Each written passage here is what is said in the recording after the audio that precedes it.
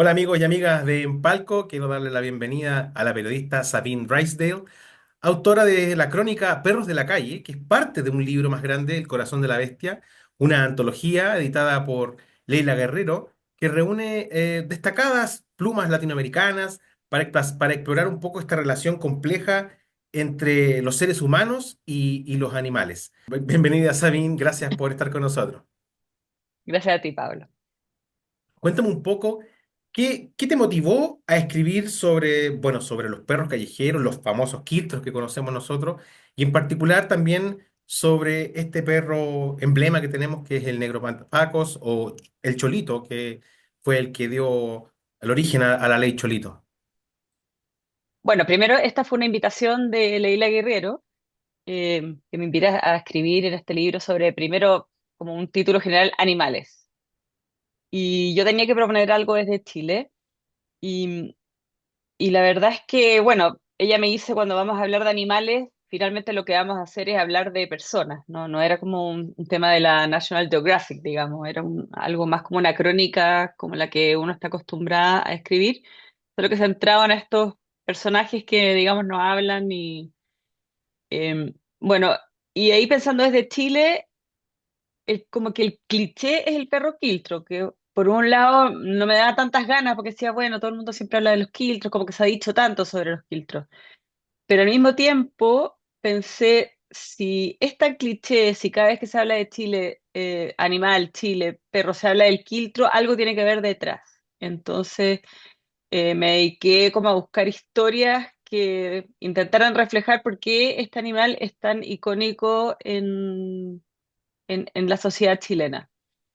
Y bueno, ahí salieron varios perros que son típicos. Bueno, el típico quiltro sin nombre, digamos, el que se cruza en la maratón, en la parada militar, el que anda en la calle, en todos los pueblos de Chile, en todas las comunas, en todas partes hay quiltros, dando vueltas. Quiltro y no solamente quiltro, sino que perros sueltos, digamos, o sea, que es quiltro sin dueño. Bueno, y ahí sí fueron armando otros personajes, o sea, anónimos, pero también están estos más icónicos como el perro Matapaco del estallido, que fue como la imagen del estallido del 2019. También tiene el perro Lipigas, que fue un perro muy querido por la gente, que fue la cara de una campaña publicitaria que duró muchísimos años. Bueno, tiene millones de perros más, el de Condorito, bueno, que ahí no lo abordo, pero como que se ha convertido como en una figura que, que llama, no sé, al chileno medio, al chileno pillo, al chileno divertido, medio fresco, o como se diría antiguamente como el roto chileno, como que este perro de alguna manera como lo va englobando. Así que esa fue como la idea de por qué perros hay en todas partes del mundo, digamos, pero acá en Chile pasa algo extraño y eso es lo que traté de ir a contar, aunque mi crónica no tiene una respuesta, o sea, no es que tú ahí vas a encontrar que hay una respuesta para este fenómeno, pero sí muchas historias, muchas imágenes que te van armando un panorama. Tú lo mencionabas, tu crónica, Perros de la Calle, de verdad que tiene muchas aristas, Sí. muchos puntos de vista y que tiene mucho de sociología, mucho de antropología, porque dice mucho cómo somos nosotros los chilenos, el humano en Mm, general con los perros y en este caso los chilenos. Y bueno, tiene mucha historia, los perros que están, por ejemplo, en la Vega mm. Central o los perros los perros callejeros que atacan de repente a la gente en Ujú. Antofagasta y que de hecho han causado muerte.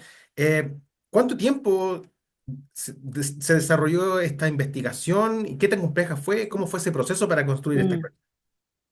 Sí, fue complejo en el sentido de que puede parecer un tema relativamente sencillo, perros, digamos, no tiene tanta complejidad, pero era complejo porque tenía que de alguna manera reflejar algo, como dices tú, más antropológico, más sociológico, tratar de explicar el fenómeno. Y para eso, la única manera que se me ocurrió es salir a buscar distintas miradas, distintas historias, como que armar un puzzle un poco, con piezas que estaban en distintos lugares, con distintas miradas. em, no sé, como un poco decía Nicanor Parra ahí en un verso, dice que yo se lo atribuyo al perro quiltro suelto un poco, que es como un embutido de ángel y bestia, porque es un perro que lo queremos, lo adoramos, que está en todas partes, pero también es un perro que ataca, que tiene enfermedades, que puede ser súper dañino en los sistemas naturales, por ejemplo, o con las personas cuando están en jauría. Así que esto es como un fenómeno que yo lo que hice fue como ponerme zapatillas cómodas y salir a la antigua usanza a reportear, sin saber con qué me iba a encontrar. O sea, no tenía nada muy claro, no era una historia que alguien nace y digamos alguien muere y pasan como un arco en la vida más o menos predecible o que uno puede seguir. Acá era como algo rizomático que había que ir a buscar a distintos lugares y eso lo hizo muy complejo porque no había nada asegurado, digamos. Yo no tenía, no sé, el asesino, la familia del muerto, el gendarme, no había como esa estructura. Me demoré harto por eso mismo, pero lo que más me costó, porque reportear es relativamente, por lo menos para mí, fácil, como que no se me hace difícil encontrar historias, pero sí armar esto era complicado, porque tenía que tener alguna coherencia y eran cosas que muchas no tenían unas que ver con otras. Bueno, y ahí es más trabajo y es más sentarse a pensar, bueno, y la Leila es una gran editora y muy exigente también. Eso lo hacía doblemente difícil porque si uno ve una historia o un personaje y se lo muestra a la Leila, hay mil cosas más que te dice que no viste o que mires de nuevo porque quizás te perdiste alguna cosa y uno vuelve y realmente encuentra más. Entonces fue lento. Imagínate que esto yo lo entregué a principio de 2024, y lo estuve haciendo todo 2023 más o menos. Ya. Bueno, entre otras cosas que hago, pero sí, lo que más difícil fue dar la estructura. Fue un proceso bueno, de largo tiraje. A mí me llamó mucho la atención porque fui conociendo cosas que de verdad no que, bueno, no sabía. Tu ¿Ya? crónica parte con esta historia bien cruda, que es la que le ocurrió al perro Cholito, que lo mataron Ujú. a palo en el fondo en el centro de Santiago. Y yo de verdad no conocía la historia, no sabía cómo había sido ese caso. Y después me di cuenta de como que saqué conclusiones, este es el perro Cholito bueno, de la ley y también, por ejemplo, también leí el tema del perro que son perros callejeros, pero acompañan a los carabineros, por ejemplo. Sí. Y en el fondo son como vigilantes y andan persiguiendo a los vendedores ambulantes. Eh, ¿Cómo crees tú que ha cambiado la percepción que tenemos las personas respecto a los animales? Bueno, se ha ido humanizando al animal de una manera impresionante. O sea, es cosa de darse una vuelta por, no sé, cualquier comuna, de la más rica a la más pobre, tienen tiendas de comida, secciones de comida, vendedores ambulantes de comida de perro, o sea, todo el negocio de las peluquerías, los veterinarios, o sea, el veterinario te puede costar un ojo a la cara, o sea, le pasó algo a tu perro y va a tener que pedir un préstamo al banco. O sea, todos estos cuidados, antes era el perro, digamos, dormía afuera, comía lo que le llegara, ahora el perro es parte de la familia y eso yo creo que ha tenido un lado positivo, pero también se ha transformado en algo medio no sé, extraño, perverso de repente, porque hay gente que ya considera que los animales, pero especialmente las mascotas, ¿no? Yo creo que acá hay que hacer una separación, valen más que o valen lo mismo que la vida de un humano. Y entonces eso ya como que se fue al extremo, pero sí estamos como en el mundo de los extremos ahora, ¿o ¿no? Así que eso es lo que yo creo que está pasando, una humanización de las mascotas, no de los animales de los gatos y los perros específicamente, o eso sucede más, han empezado a reemplazar al resto de los humanos para nosotros mismos. O sea, hay gente que dice mi mejor amigo es mi perro, eh, o, o prefieren tener un perro que tener un hijo. Eso es nuevo, o ha ido cambiando, digamos. Así que están pasando hartas cosas con los perros. En nuestra como sociedad actual. Y esto que tengamos una ley a propósito de la terrible muerte de Cholito, que fue en manos de unos sicarios más encima contratados, unos sicarios pésimos, porque lo mataron de una forma súper cruel porque no sabían ni siquiera cómo hacerlo. Terminó en una ley, digamos, hecha un poco a matacaballo, que terminó dejando a los perros sueltos de la calle en un estatus como de aristócratas, de vacas sagradas que no se pueden tocar. Entonces ahí llevamos que este tema se ha pasado, está lleno de vetas irracionales en el fondo. Y eso lo hace súper interesante como para hacer una crónica. Y a mí de verdad me impresionó lo de Cholito porque a medida que iba leyendo y aparecían estos sicarios y dije, es como ver una, no sé, una película de Scorsese porque aparece el personaje de ficción en una historia de verdad, que era una locura de verdad. Yo soy de San Francisco de Mostazal y ahí había un perro famoso que se llamaba eh, Rucio Aventuras. Era el perrito del pueblo, perrito callejero, todo el mundo lo amaba, todo el mundo se sacaba fotos y era un perrito que tomaba el tren en San Francisco y se iba para Santiago y le decían, por favor, a la gente que lo ve, mándelo de vuelta al pueblo.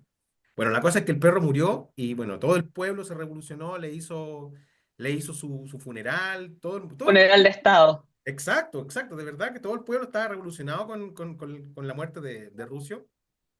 Pero tú durante tu investigación, ¿hubo alguna cosa, algún evento, alguna cosa, una historia en particular que te sorprendió, que te haya llamado la atención? Em, bueno, me sorprendió esto de que, por ejemplo, hubiera dentro de la categoría de perros comunitarios que tiene esta ley Cholito, estos dos perros que andaban con los carabineros de la comisaría de Santiago, en el fondo, que son dos perros quiltros bastante temibles, o sea, son Sí. grandes y que andan detrás de los carabineros que andan patrullando, que no son de los carabineros, pero se quedan en la comisaría, les tienen agua, y entonces Carabinero me decía que cuando ellos salían detrás de los vendedores ambulantes en operativo, el perro iba y salía detrás y había mordido a harta gente, pero ellos no se hacían responsables porque no eran de ellos, entre comillas. Pero lo que sí me dijo un carabinero que lo encontré genial, o sea, como muy particular, muy divertido, medio tragicómico en realidad, era que estos perros eran conocidos en TikTok como el perro mataflaite, porque atacaba a los vendedores ambulantes, que sería el anverso, al perro matapacos que atacaba a los carabineros de alguna manera. Entonces se da toda esta cosa como media, media de película, media loca de la personificación de estos perros que son los perros de la calle, digamos, que toman estas como tirpe de superhéroes o todo lo contrario, digamos. Eso me llamó harto la atención. Eso y también ver esta relación simbiótica también que puede tener alguna gente con los perros, también lo encontré increíble. Y que al mismo tiempo estos perros que, no sé, en la cama de un vendedor ambulante que tenía su perro Antonio, que se llama igual que el Antonio, que duerme en su misma cama, que le pone talco, que le pone canciones de Simply Red para que se relaje, digamos, y que anda con él. Al mismo tiempo, hay otro perro que mata a una niña en San Pedro de Atacama y que tiene como la misma categoría. O sea, se pueden encontrar un millón de distintas historias, distintas facetas con este mismo como personaje. Es que si uno habla de un lobo marino, por ejemplo, no pasa. O sea, un lobo marino u otro es como decir lo mismo, no hay diferenciación. Como que agarra personalidad. Y esto tiene que ver un poco como también con aparte de que son animales muy inteligentes, que realmente tienen personalidad, o sea, yo tengo perros y unos son diferentes que los otros, uno lo puede mirar con una cara y sabe exactamente lo que uno está más o menos sintiendo, eh, pero también tiene que ver con esta humanización medio irracional de la que te hablaba un poquito antes. Pero me Sabine, llamaron la atención muchas cosas, sí. mm. Sabine, y respecto a el libro en general, El corazón de la bestia, ¿Mm? bueno, hay varios autores dentro del libro, hay varios periodistas de otros países y otras culturas también. ¿Cómo fue? ¿Tú pudiste conocer a alguno de los otros escritores que estuvieron dentro de esta antología? No, hasta el momento no. Creo que ahora voy a tener una entrevista en conjunto con el periodista que hizo el reportaje desde México, que también un poco trata sobre perros. No, pero para mí fue una sorpresa leerlo porque yo no los conocía, pero cada uno entregó como un reportaje o una crónica bastante distinta, interesante de sus propios países, porque al final lo interesante de este libro es que a través de estos animales igual uno puede entender algo de la personalidad de esos lugares.